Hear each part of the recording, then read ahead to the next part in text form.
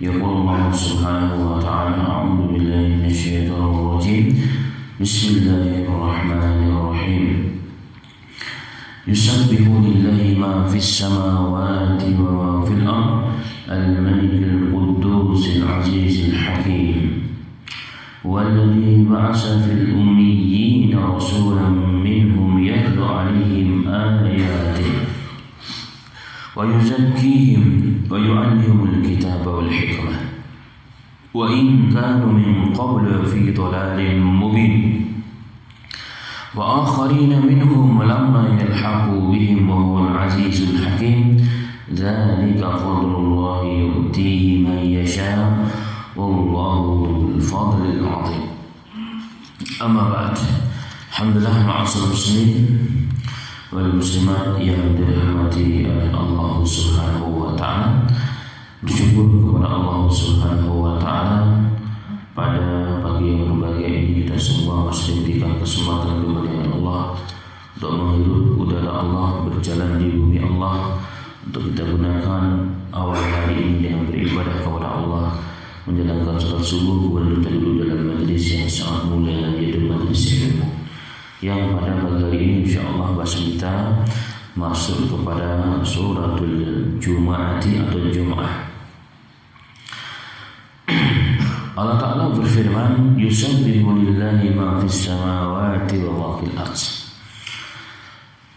Yusabbihu, bertasbih kepada Allah apa saja yang di langit-langit dan apa saja ada di bumi. Artinya seluruh makhluk yang di langit dan seluruh makhluk yang di bumi bertasbih kepada Allah Subhanahu wa taala. Allah yang Maha Penguasa, yang Maha Suci, yang Maha Perkasa dan Maha Bijaksana. Walladzi ba'atsa fil ummiyyin, dialah Allah yang mengutus pada kaum yang ummi seorang rasul dari mereka, membacakan kepada mereka ayat-ayatnya untuk membersihkan jiwa mereka, mengajarkan kepada mereka Alkitab wal hikmah as-sunnah wa in kanu min qablu la fi dhalalin mubin, walaupun mereka dahulu adalah orang-orang yang sesat. Jadi mereka sebelum mengenal adalah orang-orang yang sesat. Kemudian dan juga kepada kaum yang lain dari mereka yang belum bergabung dengan mereka, dan dialah yang Maha Perkasa lagi Maha Bijaksana. Demikianlah karunia Allah Ta'ala diberikan kepada man yasha, kepada siapa yang dikehendakinya, dan Allah mempunyai karunia yang besar ataupun agung. Bahasan pertama terkait dengan tasmiyatu surah, tentang nama surat. Nama surat diambil dari ayat-ayat terakhir dari surat Al-Jumu'ah. Dari surat Al-Jumu'ah. Jumu'atu atau Al-Jumu'ah itu yang dimaksud adalah hari Jumat. Hari Jumat dikatakan hari Jumat berasal dari jam'un, karena setiap hari, setiap pekan sekali orang Islam berkumpul. Jadi berkumpulan yang besar. Untuk apa? Untuk sama-sama menjalankan hari Jumat tersebut, sholat Jumat berjamaah. Maka dikatakan Al-Jum'atu Jum'atan, karena berkumpul setiap hari Jumat, setiap pekan. Dan hari Jumat itu dikatakan dalam hadis yang lain dengan Sayyidul Ayyam, penghulunya hari-hari setiap pekannya. Sayyidul Ayyam atau Aid Usmu'i, atau hari raya setiap pekannya, itu hari Jumat. Di mana hari Jumat ini dahulu pernah Allah berikan kepada ahli kitab, tapi mereka tersesat, tidak mendapatkan hari tersebut, sehingga orang-orang Yahudi mereka memilih hari Sabtu, hari Sabat, yang dikenal dengan hari Sabat. Kemudian orang-orang Nasara mereka tersesat semakin jauh, satu hari lewat, yaitu hari Ahad. Jadi 2 hari. Dan Allah tunjukkan kepada kita semuanya, kepada Nabi kita Muhammad SAW, menjadikan hari Jumat itu diberikan kepada umat Islam yang menjadi hari kebanggaan umat umat Islam. Itulah hari Jumat. Nah, kenapa surat ini dikatakan hari Jumat? Selain diambil dari kalimat yang terdapat pada ayat ini, alasannya karena pada surat ini dibahas, terutama di akhir-akhir pada surah ini dibahas tentang ahkam hari Jumat dan sholat Jumat, yang insyaallah akan dibahas pada babnya nanti. Bagaimana hukum-hukum muamalah muasyarah, terutama perdagangan pada hari Jumat, terutama setelah azan Jumat dikumandangkan, yakni azan ketika seorang khatib telah berada di atas mimbarnya. Itu jual beli. Setelah itu bagi orang-orang yang wajib menghadiri sholat Jumat maka tidak sah. Kalau kita mengambil barang orang lain sama dengan mengambil hak orang lain. Kita mengambil uang dari pembeli sama dengan mengambil uang pembeli tambah dengan haknya. Itu di antara hukumnya sekilas yang insyaallah akan kita bahas lebih detail dengan izin Allah pada babnya. Baik. Kemudian yang kedua, surat ini termasuk kategori surat Al-Madani atau Madaniyah, di mana dikategorikan surat yang turun setelah hijrahnya Nabi Muhammad sallallahu alaihi wasallam, yaitu urutan surat yang 62 dengan jumlah 11 ayat. Dengan jumlah 11 ayat. Pada ayat pertama Allah Subhanahu wa taala menerangkan kepada kita dengan jelas bahwa seluruh makhluk Allah yang ada di langit dan di bumi, yang terdiri dari berbagai macam jenis makhluk. Di sana ada malaikat, ada langit itu sendiri, ada segala hal di bumi dengan berbagai macam jenis makhluk, yang diterangkan bahwa ada beberapa riwayat dalam Ibnu Katsir, tapi riwayatnya memang lemah semuanya, bahwa Allah menciptakan makhluk sejumlah 18.000 makhluk, tapi hadisnya dhaif. Tapi ada riwayat yang sebagian menghasankan sekian jumlah makhluk yang Allah ciptakan, yang ada di daratan hanya 40%, yang ada di lautan 60%. Insya hadis, jika riwayatnya benar, dapat kebayang kepada kita. Kita melihat yang ada di permukaan bumi saja begitu banyak jenis manusia, jenis makhluk Allah. Ternyata yang di dasar laut begitu banyak. Pantaslah kalau para pecinta laut, mereka kalau sudah pernah sekali menyelam di dasar laut ingin berulang kali, dan begitu menikmati keindahan ciptaan Allah yang ada di dasar laut.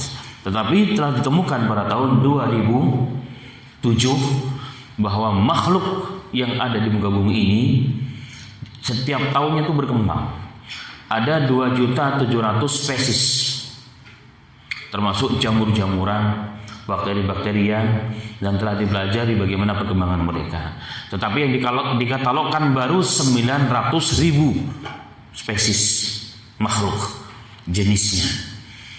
Dan kita bayangkan, dan setiap harinya akan muncul makhluk-makhluk baru, dan itulah kuasa Allah. Dan semua ini bertasbih kepada siapa? Memuji siapa? Allah Subhanahu wa ta'ala. Yusabbihu lillahi ma fis samawati wa ma fil ardh. Semua mensucikan Allah yang di langit dan juga di bumi Allah Subhanahu wa ta'ala. Ayat yang lain Allah mengatakan, wa in min syai'in illa yusabbihu bihamdih. Min syai'in, dan tidak ada sesuatu apapun, syai' sekecil apapun, bagaimanapun bentuknya, illa kecuali yusabbihu bihamdih, kecuali semua bertasbih kepada Allah, bertasbih dengan memuji Allah Subhanahu wa ta'ala. Jadi apa saja yang bertasbih, benda yang kita anggap mati pun sesungguhnya bertasbih. Dalam hadis yang sahih, bahkan kerikil pun diperdengarkan oleh Allah tasbihnya. Kerikil yang kita anggap benda padat, benda mati, tidak bernyawa, benda keras, ternyata dia pun bertasbih memuji Allah Subhanahu wa ta'ala. Sini yang ada di muka bumi ini, ma'asyiral muslimin, apa saja sesungguhnya memuji Allah. Walakin la tafqahuna tasbihahum. Allah mengatakan, tetapi kalian wahai manusia, kalian ini bodoh, tidak tahu bagaimana tasbih dan ibadah mereka, pujian mereka terhadap Allah Subhanahu wa ta'ala. Itulah diantara kritikan ulama kepada orang-orang yang menjadikan dalil Dalam Sahih Bukhari, ketika Nabi Muhammad SAW sedang berjalan melalui dua kuburan, Rasulullah mengatakan, innahuma la yu'adziban, kedua penduduk kuburan ini sedang diazab oleh Allah. Dan mereka kedua diazab kenapa? Dosa besar. Satunya tidak menjaga air kencingnya. Yang kedua, mereka berjalan kemana kemari, namimah, penebar hoax, fitnah, termasuk dosa besar. Kemudian Rasulullah mengambil pelepah korma yang masih basah, kemudian dibelah jadi dua, dipotong, ditancapkan. Ditanya oleh sahabat, kenapa kau lakukan ya Rasulullah? Rasulullah mengatakan, semoga selagi dia masih rabton, masih basah, akan meringankan azab kedua ahli kubur tersebut. Hanya sampai di situ keterangan Rasulullah. Maka ulama berikhtilaf. Kalau ada beberapa hari kemarin yang sempat beredar di grup, ini dalil bolehnya menebar bunga. Ini dalil bolehnya menebar bunga ketika orang sedang mati, tapi terlalu jauh sebenarnya. Alasannya apa? Karena selagi benda itu masih hidup, masih basah, maka dia akan bertasbih kepada Allah. Tapi ulama mengkritisi, sesungguhnya yang bertasbih kepada Allah bukan hanya benda yang masih hidup atau tumbuh-tumbuhan yang masih basah. Kenapa? Karena Allah mengatakan, "Min syai'in illa yusabbihu bihamdih." Tidak ada segala sesuatu, syai' itu sekecil apapun, kecuali bertasbih memuji Allah dengan pujian kepada Allah Subhanahu wa taala. Ala kulli hal. Ini dalil dari Allah mengawali surah ini dengan apa? Dengan pernyataan yang jelas bahwa seluruh yang di langit dan di bumi semua memuji Allah Subhanahu wa taala tanpa henti.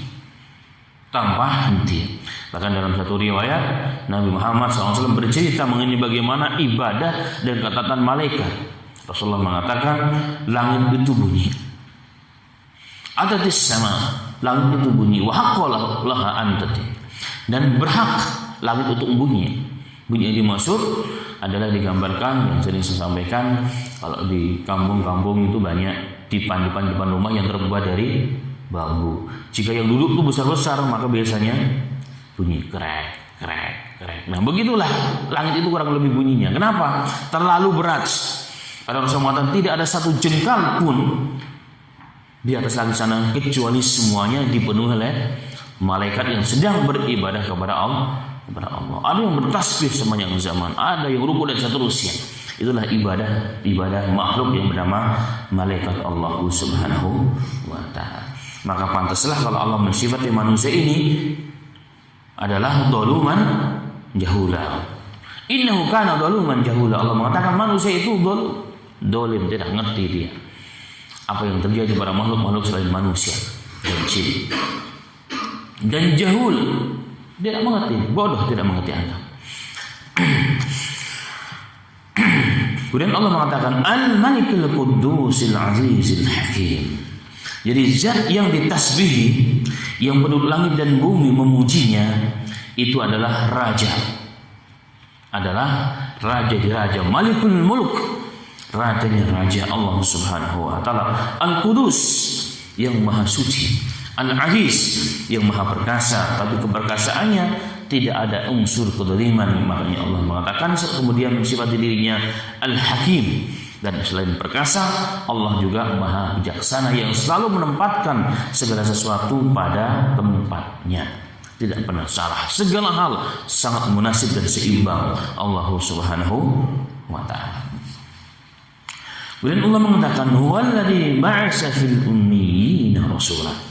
Dialah zat yang telah mengutus fil ummiyina, pada orang-orang yang ummi. Orang-orang ummi yang kadang diterjemahkan satu kaum yang tidak mengenal baca dan tulis. Keumuman kaum tersebut buta huruf, la yaqra wa la yaktub, tidak bisa membaca dan tidak bisa menulis. Seorang rasul. Jadi Allah mengutus pada umat yang ummi, yang buta huruf, seorang rasul. Di mana kita faham umat tersebut penuh dengan segala permasalahan yang ada. Masalah sosial sangat parah, ekonomi sangat parah, sehingga dalam sejarah Mekah dan Madinah secara khusus atau Jaziratul Arab secara umumnya adalah satu di antara negara yang tidak tersentuh penjajahan. Kenapa? Karena bangsa Barat mereka melihat mereka manusia-manusia dari sisi ekonomi sangat terbelakang, nggak punya kekayaan, nggak punya sumber daya apapun, sumber daya alam belum nampak di zaman itu, karena belum ditemukan petrol yang ada sekarang ini. Kemudian untuk ke sana sangat mujahadah. Kenapa? Karena harus menempuh sekian, kalau tidak melalui lautan, gurun pasir yang luar biasa. Dikelilingi kanan kiri gurun pasir. Sehingga dari sisi ekonomi nggak punya, miskin, negara yang sangat miskin. Asbab penghidupan mereka adalah apa? Bagi alul Mekah secara khusus hanya berdagang. Rihlat syita, di musim panas mereka akan ke Syam perdagangannya. Di musim dingin maka akan berdagang ke wilayah Yaman. Akhlak dan sosial sangat bejat.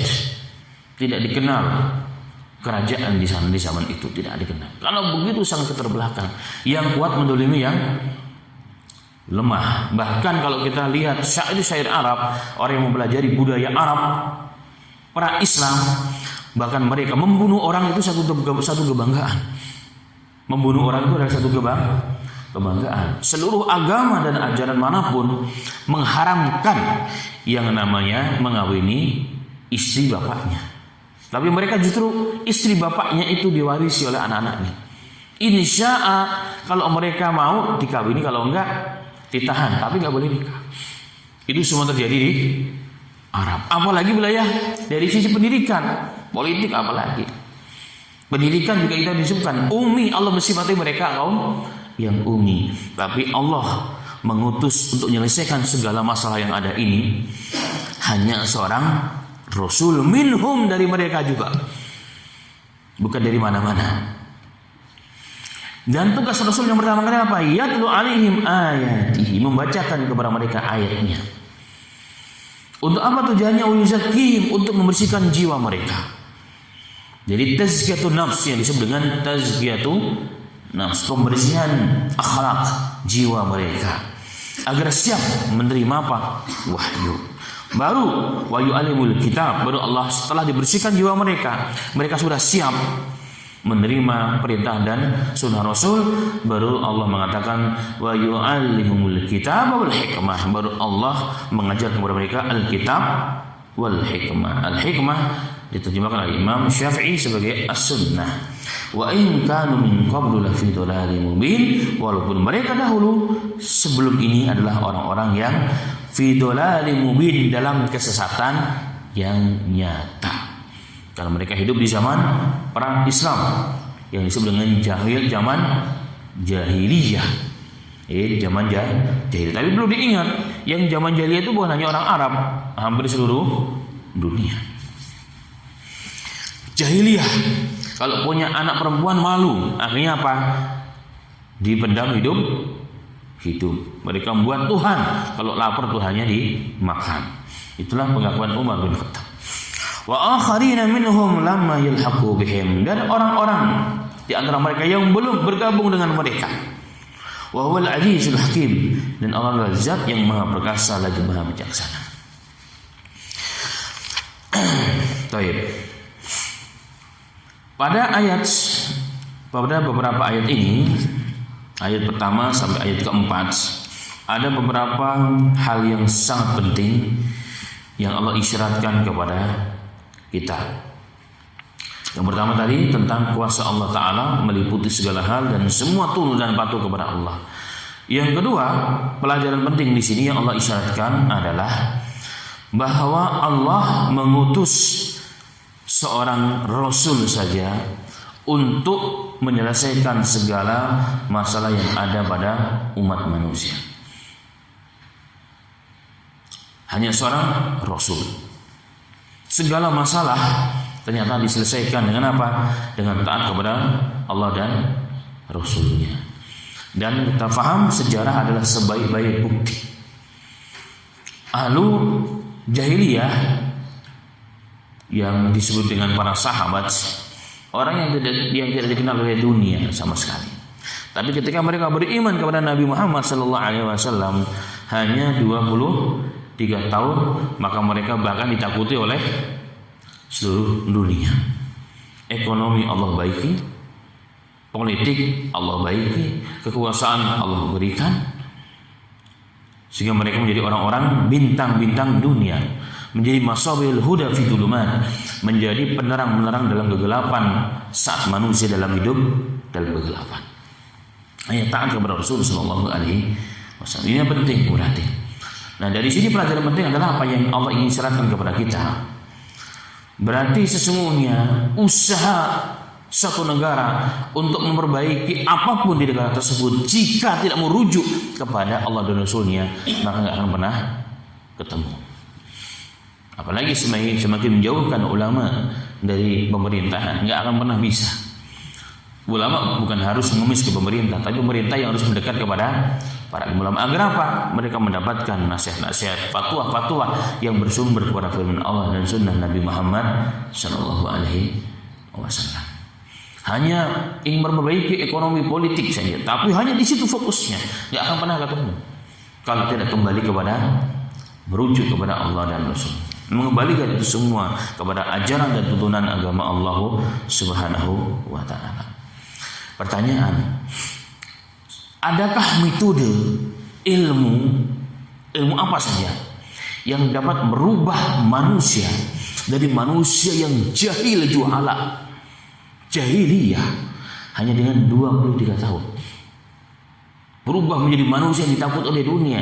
Bahkan Rasulullah mengatakan, aku diberikan 5 keutamaan yang tidak diberikan oleh Allah kepada nabi-nabi sebelumnya. Satu di antaranya apa? Nusirtu bimasiratu syahr, nasirtu bir'ab bimasiratu syahr. Jadi aku ditolong oleh Allah kepada musuh-musuhku dengan 1 bulan perjalanan. Artinya sebelum Rasulullah dan umat Islam sampai ke satu negara, maka 1 bulan perjalanan itu mereka Allah tanamkan rasa takut pada diri mereka. Adakah kekuatan yang seperti itu? Jawabnya tidak ada. Maka mau tidak mau harus rujuk kepada Allah dan Rasulnya. Kalau ingin negara itu makmur, bahagia, sentosa, baik ekonominya, baik akhlaknya, baik kesehatannya, baik pendidikannya, tidak bisa kecuali menggandeng dan membawa para tokoh-tokoh agama yang mengerti hal tersebut. Dan ahli Quran dan ahli hadis tentunya yang harus digandeng dan harus diambil fatwa dan ajaran mereka. Ini pelajaran penting, mau tidak mau. Dan itulah hakikat akan mendapatkan kebahagiaan yang sejati. Kita bercita-cita menjadikan negara ini sebagai baldatun thayyibatun wa rabbun ghafur, baldah, negara yang thayyib, yang baik, yang aman, yang sentosa, yang makmur, sentosa, dan Tuhan kita ridho dengan kita. Enggak akan pernah bisa kalau menjauhkan ulama, apalagi mengkriminalisasi ulama. Enggak akan pernah bisa sampai kapanpun. Dan ayat ini adalah jawaban. Baik, itu yang pertama. Kemudian yang kedua, ulama mengatakan ayat ini seakan-akan bahwa Rasul itu diutus hanya khusus untuk orang Arab, hanya khusus untuk orang Quraisy secara khususnya. Karena ayat ini mengatakan walladzi ba'asa fil ummiyina rasulan minhum yatlu 'alaihim ayatihi. Jadi seakan-akan kepada orang Arab, seakan-akan hanya kepada orang Quraisy, walaupun seakan-akan sepintas selalu demikian, tapi tidak demikian. Kalau kita anggap ayat ini oke seperti itu, maka ada ayat-ayat yang lain, masih ada hadis-hadis yang lain yang menerangkan bahwa Nabi Muhammad Shallallahu Alaihi Wasallam diutus untuk seluruh umat, disuruh untuk umat, untuk mengajak manusia kepada Allah Subhanahu wa taala. Maka Rasul juga mengatakan satu di antara 5 keutamaan yang Allah berikan kepadaku adalah apa? Nabi-nabi dahulu diutus hanya kepada kaumnya, keluarganya, dan aku diutus oleh Allah kepada apa? Kepada ila kafatal linnas, kepada seluruh manusia, orang hitam, orang putih, orang merah, kalau ada orang kuning juga. Maka nabinya satu, yaitu Nabi Muhammad sallallahu alaihi wasallam.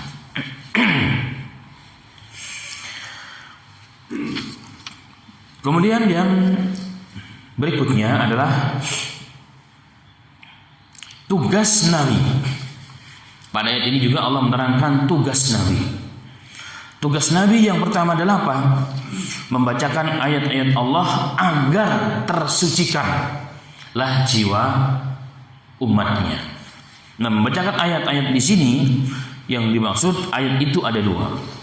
Ayat al-masturah yang tertulis, ayat yang tertulis dari Al-Fatihah sampai An-Nas.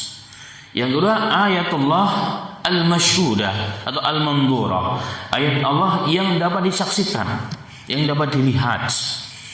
Nah, pada ayat ini lebih cenderung kepada pengenalan tentang Allah kepada apa? Ayat-ayat al-masyhudah. Makanya ayat yang pertama kali turun pun Allah mengatakan Iqra, baca. Baca apa? Apa yang dibaca? Allah tidak mengatakan apa yang dibaca, tapi Allah hanya membuat syarat. Iqra bismi rabbikal ladzi khalaq. Baca, tapi enggak diterangkan apa yang dibaca. Tapi yang dikasih syaratnya adalah apa? Dengan menyebut nama Allah. Jadi sesuatu yang terkait dengan Allah, baca, perhatikan. Bahkan dalam Al-Quran begitu banyak perintah-perintah Allah untuk membaca ayat-ayat Allah yang bersifat kauniyah, ciptaan Allah. Afala yanzuruna ila ibli kaifa khuliqat. Apakah kalian tidak memperhatikan bagaimana Allah menciptakan ibil, unta, sebuah hewan yang kuat perkasa, yang berjalan di padang pasir, yang mampu tidak minum bahkan 1 minggu, tapi sekali minum 1 sumur bisa habis. Itu unta. Kenapa Anda tidak perhatikan unta? Bagaimana sifat-sifatnya harus dipelajari.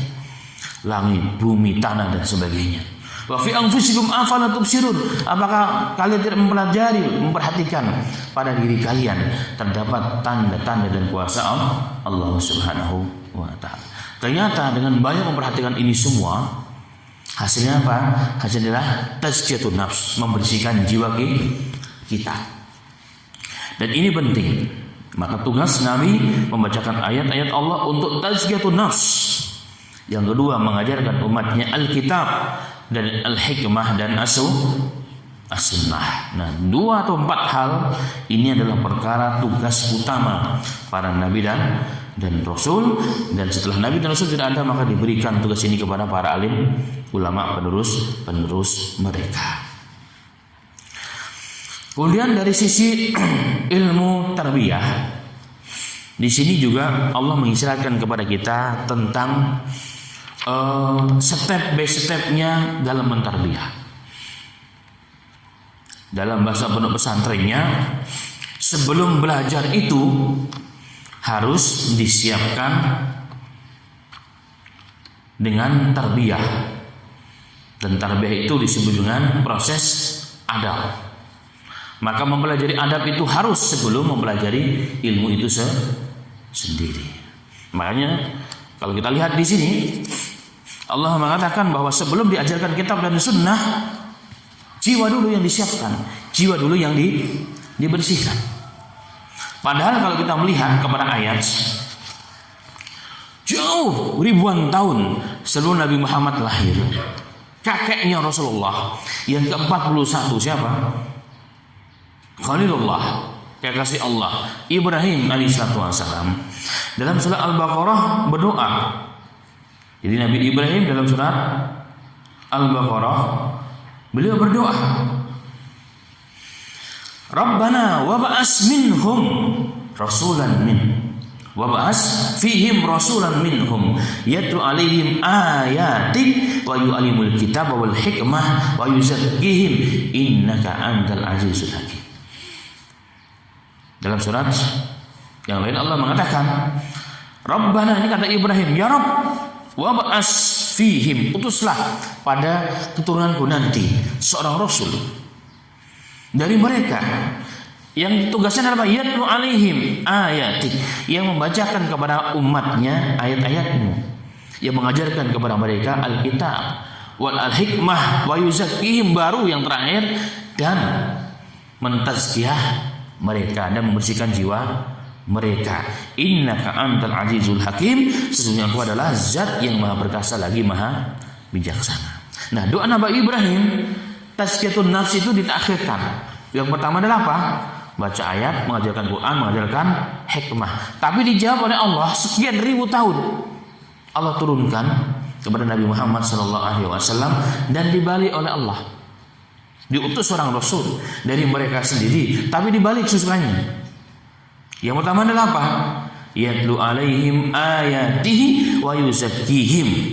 Membacakan ayat-ayat Allah untuk membersihkan jiwa mereka, baru mengajarkan kitab dan as-sunnah. Kenapa ma'asyiral muslimin begitu luar biasanya susunan ayat ini? Karena ulama tarbiyah mengatakan adab itu, kalau diibaratkan sholat, adab itu mempelajari adab seperti wudu sebelum sholat. Mana yang lebih penting, wudu atau sholat? Wudu dulu. Kalau kita wudu, apapun bisa kita lakukan termasuk sholat. Tapi kalau tambah wudu, bahkan sholat pun tidak diterima. Nah, begitulah ma'asyiral muslimin. Maka orang yang belajar sebelum disiapkan hatinya, karena hati manusia itu ibarat tanah. Allah mengatakan dalam Al-Quran, wal baladu tayyibu yakhruju nabatuhu biizni rabbih. Tanah yang baik itu, yang subur itu, yang telah disiapkan oleh petani, ketika ditanami, maka dia akan menumbuhkan pohonan yang baik, yang akibatnya menghasilkan pohon yang besar, yang rindang, yang kuat, yang akhirnya menancap ke dalam tanah, kemudian dia berbuah dengan izin Allah Subhanahu wa ta'ala. Tapi Allah mengatakan, tapi tanah yang khabis, yang jelek, yang kering kerontang, atau yang tidak disiapkan, masih dalam bentuk hutan, kalaupun kita tanami, nggak akan tumbuh pohon tersebut. Jadi apa? Nakidah, merana, mati enggak, hidup juga susah. Nah, inilah yang terjadi ma'asyiral muslimin. Kalau lihat proses sahabat dalam belajar itu, pertama dan utama adalah tazkiyatun nafs, menyiapkan jiwa mereka untuk siap menerima perintah Allah. Sehingga ketika mereka sudah siap, perintah Allah ditunggu. Perintah Allah ditunggu. Maka proses ini, itu yang dinamakan dengan proses tarbiyatul iman. Maka ketika datang perintah Allah untuk meninggalkan khamar, wastanibu la'allakum tuflihun, tinggalkanlah khamar wahai manusia, semoga kalian menjadi orang yang sukses. Kita paham khamar itu bagi orang-orang Arab adalah suatu hal yang tidak bisa dipisahkan dengan kehidupan mereka. Jadi bukan hanya satu botol, dua botol di rumah, enggak, berdrum-drum. Dalam Sahih Muslim, Sahih Bukhari diterangkan, Anas mengatakan, ketika turun perintah ini, kami sendiri yang membawa tong-tong yang berisi khamar, kami pecahkan di jalan-jalan, sehingga Madinah penuh dengan khamar. Kekuatan mana yang bisa membuat seperti ini? Nggak perlu polisi, nggak perlu KPK, nggak perlu siapapun, mereka sendiri menghancurkan. Kenapa prosesnya? Padahal ratusan ribuan tahun mereka nggak bisa dipersiapkan dengan namanya khamr. Tapi datang perintah langsung jangan bisa ditinggalkan, nggak pakai alasan. Nanti dulu ya Rasulullah, tinggalkan pelan-pelan sesuai dengan kemampuan, kan gitu kalau kita. Kenapa? Karena iman sudah terbentuk, tarbiyah sudah terbentuk. Nah, hari ini kebalik kita. Hari ini kita kebalik. Belajar kita kebalik. Langsung Quran hadis. Tapi asas awalnya tidak disiapkan. Sehingga apa? Semakin lama semakin berat. Atau kalaupun kita belajar hanya di otak saja ilmu itu. Pada ulama mengatakan ilmu itu adalah ma waqara fil qalb, apa yang menghunjam dalam hati manusia yang kemudian diimplementasikan dengan apa? Dalam bentuk amal, mempraktekkan, bukan hanya apa yang dihafal oleh manusia. Inilah yang kebalik-balik. Sehingga hasilnya akan berbeda. Kita bayangkan ma'asyiral muslimin, tanah yang Allah sifati adalah manusia. Semahal apapun bibit yang Anda beli, yang Anda tanam, jika ditanam langsung di padang pasir atau ditanam di hutan belantara, hidup nggak kira-kira? Kalaupun hidup, nakidah kata Allah, merana dia. Tapi apa? Harus disiapkan tanah itu. Walaupun tanahnya itu adalah seperti di Arab Saudi, mereka bercocok tanam di atas padang pasir. Kok bisa? Karena sebelum ditanami mereka siapkan tuh tanah padang pasir tersebut. Mungkin dibuang pasirnya dulu, mungkin dicanggul, dikasih siram air dan seterusnya. Ketika siap baru ditanami. Maka hasilnya adalah apa? Bagus. Begitu juga hutan belantara kita ingin jadikan sebagai ladang. Tebang dulu, bakar dulu, canggul dulu. Setelah siap baru ditanami. Maka walaupun bibitnya mungkin kurang unggul, tapi jika tanahnya sudah siap maka akan menjadi tanaman yang baik pula. Nah, begitulah Allah menciptakan kepada kita. Wa kadzalika nusarriful ayati la'allakum tashkurun. Begitulah Allah menceritakan kepada kita agar kalian bersyukur kepada Allah Subhanahu wa taala. Maka ayat ini luar biasa, muslimin. Ayat tarbiyah juga ada di sini. Ayat tarbiyah juga ada di sini. Jadi tarbiyah, siapkan dulu. Maka kita orang tua yang ingin anak kita jadi soleh, anak kita ingin menjadi hafiz Quran, anak kita mau jadi ulama, dai, atau apa saja yang hafiz Quran, jangan paksakan mereka langsung jadi hafiz Quran, gak akan pernah bisa. Langsung dipondokkan, bisa lari jadi beban. Bagaimana caranya? Disiapkan jauh-jauh hari. Cangkul dulu hatinya, sirami dulu hatinya. Cintakan dia dulu dengan ilmu, cintakan dulu dengan Al-Quran, cintakan dulu dengan apa? Dengan ilmu, dengan ulama. Berikan suasana, maka dia sendiri akan minta. Salah satu kegagalan kita orang tua hari ini adalah apa? Kita ini baru hijrah, baru taubat setelah tua, anaknya udah banyak, udah besar, baru taubat. Maunya anak kita kayak Ustadz Fulan, gak bisa dong. Ini kesalahan kita paksakan langsung. Harusnya sadar diri, mbok yo sadar diri. Nah, kita siapkan, kita pantaskan dulu kita, dan kita cangkul dulu hati anak kita siapkan mereka, baru nanti dia sendiri yang akan minta. Dan itu kebahagiaan yang luar biasa. Ini ayat Al-Quran mengajarkan kita, Allah Ta'ala mengajarkan kita dengan apa? Buktinya adalah para sahabat radhiyallahu anhum ajma'in. Sehingga kita dalam peperangan, anak yang masih kecil datang kepada Rasulullah, ya Rasulullah, izinkan saya ikut perang ya Rasulullah. Maka diukur, ternyata dengan pedangnya masih tinggi pedangnya. Lah kok bisa seperti itu semangatnya? Semangat apa yang bisa merubah manusia seperti ini, Mas? Semangat apa yang menjadikan ibu itu rela tabah suaminya mati syahid, kakak adiknya mati syahid, anak-anaknya mati syahid, tapi dia senang. Yang ditanyakan pertama kali, bagaimana Rasulullah? Ditanya, loh, anak kamu mati, suami kamu mati, kakak adikmu mati, kok kamu tanyakan, nggak tanyain mereka, yang tanya ke Rasulullah? Apa kata dia? Jika aku mendengar Rasulullah SAW selamat, maka seluruh musibah akan menjadi ringan. Tarbiyah apa yang membuat kalian begini? Nah, ini kita ingin pelajari, maksudnya. Maka Al-Quran mengajarkan kita sesungguhnya. Al-Quran mengajarkan kepada kita. Allah musta'an. Kemudian ma'asal muslimin rahimani wa rahimakumullah, ada juga yang satu bahasan yang kita singkat insyaallah taala adalah kalimat walladzi ba'asa fil ummiyina. Dialah Allah, zat yang mengutus kepada umat yang ummi, yang buta huruf. Apa yang dimaksud buta huruf di sini? Ini menjadi perdebatan juga para alim ulama. Ada yang mengatakan buta huruf yang dimaksud di sini adalah seluruh orang Arab. Seluruh orang Arab memang umumnya mereka adalah orang-orang yang buta huruf. Ini jadi banyak pendapat, ya, banyak pendapat. Tapi kalau disimpulkan yang dimaksud buta huruf adalah di mana kaum tersebut kebanyakan memang tidak menulis dan tidak membaca. Loh, kok bisa? Alasannya kata ulama, karena di zaman itu menulis dan membaca bukan satu hal yang terlalu keren, yang terlalu diperlukan. Dan perlu diingat, orang-orang yang buta huruf, la yuktab wa la yaqra, yang tidak bisa baca dan tidak bisa tulis, bukan berarti mereka orang-orang yang bodoh. Ini perlu dicatat. Bukan berarti bukan orang-orang yang bodoh, orang-orang yang pintar juga. Bagaimana tidak pintar? Kita lihat Nabi Muhammad SAW ketika menyelesaikan suatu masalah. Kalau kita menganggap Rasulullah bodoh juga, kan Rasulullah adalah ummi juga, itu salah.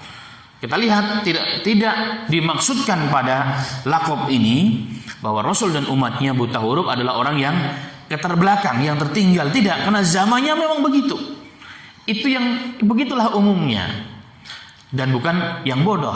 Apa buktinya? Sirah Nabawiyah membuktikan. Satu di antaranya, ketika orang Quraisy ingin merobohkan Ka'bah, karena Ka'bah hancur kena kena hujan, ya, kena banjir. Karena Ka'bah itu berada adnal ard, dalam surah Ar-Rum itu, di bumi yang paling rendah, kanan kirinya gunung. Jadi 1 jam saja sampai hari ini pun demikian. 1 jam hujan, tenggelam tuh Ka'bah. Kalau sekarang alhamdulillah mesinnya canggih, nggak pernah kan kebanjiran, langsung disedot, ya kan? Jadi kalau zaman dulu kita bayangkan 1 jam saja banjir deras sudah pasti tenggelam Ka'bah. Nah kalau yang dibuat dari tanah hancur dan runtuh. Nah itulah yang terjadi di zaman Quraisy. Maka mereka bersepakat, kita hancurkan Ka'bah sekalian. Kemudian kita ingin bangun dari uang yang halal, citanya ma'ruf. Ternyata mereka tidak mampu mengumpulkan uang yang banyak sehingga yang dibangun separuh. Ka'bah nggak dibangun tuntas, sebagaimana hari ini kita lihat. Nah, proses pengembalian Hajar Aswad yang mereka juga meyakini ini satu-satunya batu yang turun dari surga, kemudian menjadi hitam karena dosa-dosa Bani Adam. Semua merasa berhak untuk memindahkan batu mulia ini. Satu kabilah, seluruh kabilah di sana, kabilah-kabilah yang mulia merasa berhak memindahkan batu tersebut. Padahal batunya cuma satu, kecil. Terjadilah ikhtilaf, bahkan hampir bertumpahan darah. Maka mereka meyakini daripada kita berantem bunuh-bunuhan, kita putuskan orang yang paling datang pagi hari besok untuk beribadah di Masjid Haram ini, dialah yang berhak untuk memutuskan siapa yang berhak, kabilah mana yang berhak untuk mengangkat, memindahkan Hajar Aswad ke tempatnya. Ternyata apa? Siapa yang muncul? Nabi Muhammad SAW. Dan keputusan Nabi Muhammad pun sangat bijak, tidak menyakiti hati siapapun. Itu hebatnya. Inilah pemimpin yang dicari, yang bisa memberikan kebijaksanaan tanpa menyakiti siapapun, atau paling tidak mengurangi lah rasa itu. Apa kata Rasulullah? Sudah, supaya kalian tidak berantem, kalian ada 4 kabilah atau banyak kabilah, sudah, berikan kepada aku kain yang panjang dan lebar yang tebal. Apa yang kau lakukan? Ya amin, ya al-amin. Udah ngomong, berikan saja. Maka diberikan oleh Rasulullah. Kemudian kain tersebut ditaruh di tanah. Rasulullah yang mengangkat Hajar Aswad dari tempatnya, ditaruh di atas kain tersebut. Kemudian Rasul mengatakan, sekarang setiap kabilah pegang ujungnya masing-masing. Dipegang semua, kemudian mereka berjalan meletakkan sama-sama. Ini bukti apakah? Kecerdasan dan bukan hanya cerdas dan sangat bijaksana Nabi kita Muhammad Shallallahu Alaihi Wasallam. Itulah ma'asyiral muslimin, maka umi betul, artinya tidak bisa baca dan tulis, tapi bukan satu kehinaan di zaman itu. Kan memang tidak terlalu diperlukan. Ada orang-orang yang intelektual sangat, tapi tidak banyak. Umumnya tidak bisa. Dan hal ini tidak terlalu penting bagi mereka. Apalagi mereka adalah orang-orang yang sangat kuat hafalannya. Walaupun mereka tidak bisa baca, tidak bisa menulis, tapi mereka hafal seluruh syair-syair, seluruh kejadian alam mereka hafal dengan ingatan mereka. Nah, inilah makna daripada umi secara singkatnya. Kemudian ma'asyiral muslimin rahimani rahimakumullah, ayat terakhir, dzalika fadlullah yu'tihi man yasha' wallahu dzul fadlil azim. Itulah karunia Allah yang Allah berikan kepada hamba-hambanya. Siapa yang dikehendaki oleh Allah, dan Allah Maha Fadl dan Maha Azim, mempunyai karunia yang sangat agung yang Allah limpahkan, Allah berikan kepada hamba-hamba yang dikehendaki oleh Allah Subhanahu wa taala. Demikian bahasan kita secara singkatnya pada ayat ini. Pada beberapa ayat ini, semoga bermanfaat bagi kita semuanya. Amin ya rabbal alamin.